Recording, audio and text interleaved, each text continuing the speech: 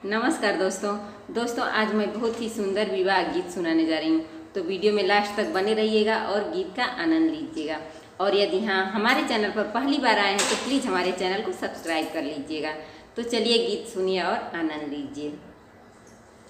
काऊ देखी बाबा मोरे चिरई चाह कली, अरे चिरई चाह कली, अरे काऊ देखी नाचेला मोर रे ललनमा, अरे काऊ देखी नाचेला मोर रे ललनमा। दाना देखी मोरे बेटी चिरई चाह कली, अरे चिरई चाह कली, अरे पानी देखी नाचेला मोर रे ललनवा, अरे पानी देखी नाचेला मोर रे ललनवा। काऊ देखी मोरे बाबा कैला बिया हवा, अरे कैला बिया हवा, अरे काऊ देखी कैला कन्यादान रे ललनवा, अरे काऊ देखी कैला कन्यादान रे ललनवा।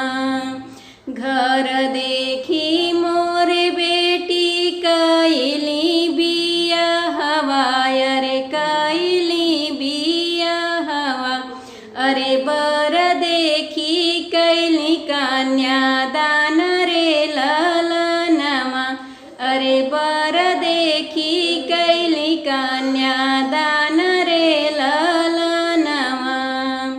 सावन माहीन बेटी भैया तुहर जाई है, अरे भैया तुहरे जाई है, अरे ले आई है तुहा के नैहर रे ललनवा, अरे ले आई है तुहा के नैहर रे ललनवा।